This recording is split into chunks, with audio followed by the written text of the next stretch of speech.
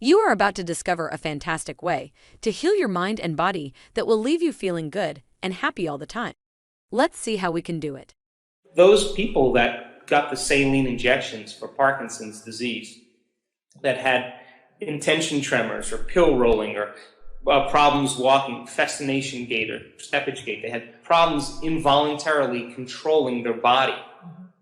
When they got the saline injection and told it was a very powerful new drug for Parkinson's, their dopamine levels rose about 200%. Their brain started making dopamine.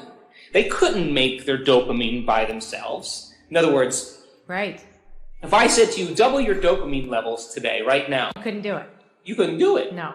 But if you associate something from a past memory to a future reality, if you had a fear of public speaking, and I said to you, you have to speak publicly tomorrow, the moment you begin to think about that future reality based on a past memory, your body would physiologically move out of balance, and you probably would have a little bit of dryness of mouth, a little heart racing, a little sweating, and you produce the same physiological changes in your autonomic nervous system, not by consciously doing it, but by association. Right.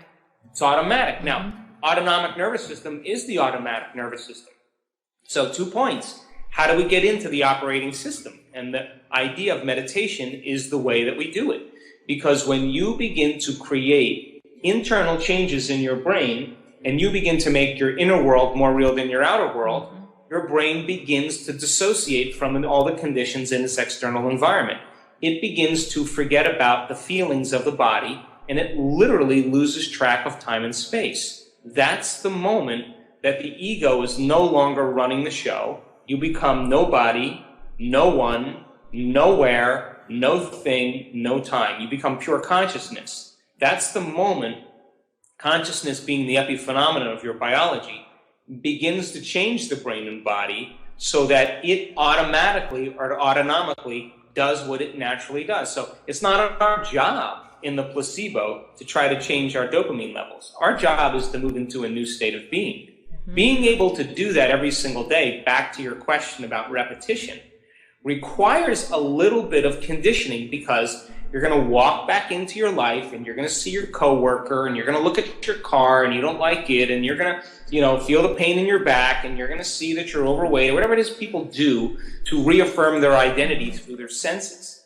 So to then retreat from our life every day and eliminate our senses, close our eyes, play music or plug our ears, put our body away. What we're really saying is we don't want to use the environment to remind us of who we are. We don't want to be a body. We don't want to identify with our body. And we want to forget about time long enough to remind ourselves by thought alone of who we're going to be. Now, that is the conditioning process of the placebo. And it turns out the people that had changes in Parkinson's disease in our workshops, where their intention tremors went away, they didn't put their faith in a sugar pill or a saline injection. They put their belief in themselves and into a field of possibilities, or traumatic brain injuries or whatever. And that same model works because the body literally gets conditioned as if it was being given something outside of them. And the privilege of being a human being is that we can make thought more real than anything else. That's the privilege because of the size of the forebrain. That's the architect, that's the designer, that's the CEO, that's the symphony leader. So the fact that we can make thought more real than anything else, and in that moment you're in that environment, and all of your attention and intention is consumed in that inner world, then that conditioning process, if there's an emotional quotient to it. Now the emotional quotient is important because that's when you notice a change in your physiology. So you go from neurotransmitters in your brain to neuropeptides in your limbic brain to signaling hormones and, thousands of different, chemical reactions in your body.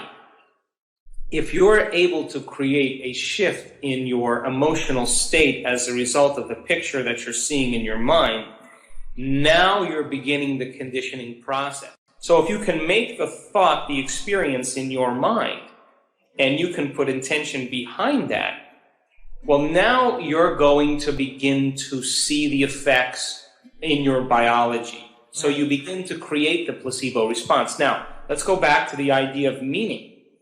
because Right. meaning is an essential element in your interpretation of what's taking place.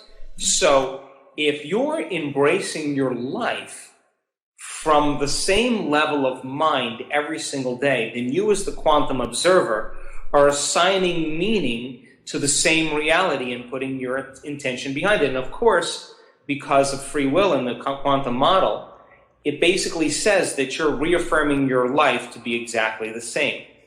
If you take a group of maids, they did this experiment where they took a select group of maids that were very physically active, and they followed them around for a period of time, and I think it was in Texas. And they found out that these maids had worked so hard every day that they exceeded the Surgeon General's requirement for exercise. So they divided them into two different categories, and they said, okay, you keep doing what you're doing and working.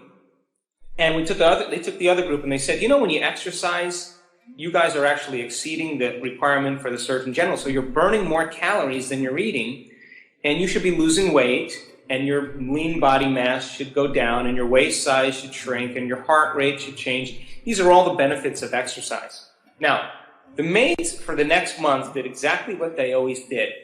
But the maids that understood what they were doing, and they had meaning and intention and knowledge behind what they were doing, of course, lost weight, of course, had less body fat, had lower heart rate, because once you assign intention and meaning or purpose behind what you're doing, you produce a greater result. Right. So the interpretation then of every single day, looking for the jewel in what we're doing and then assigning meaning behind it and keeping our intention on that future, allows us then to produce greater results. That's another element of the placebo. When you start experiencing higher levels of consciousness and you start freeing the body from the chains of the past, because the body's literally living in the past, when the body starts eliminating emotions or freeing up emotions, we move from particle to wave. We move from contraction to expansion. We start elevating our energy. And that energy literally leaves certain parts of the body and it travels up the spinal cord. And when it reaches the reticular activating system, there's a little switch in there called the thalamic gate.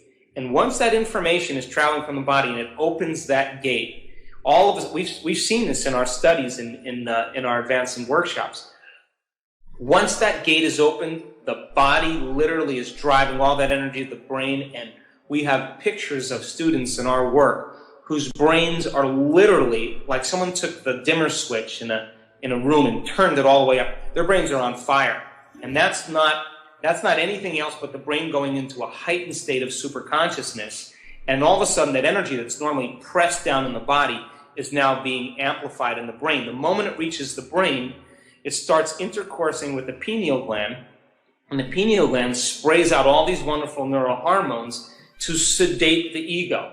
Right. It all of a sudden activates the posterior pituitary, and you start spraying out all this oxytocin.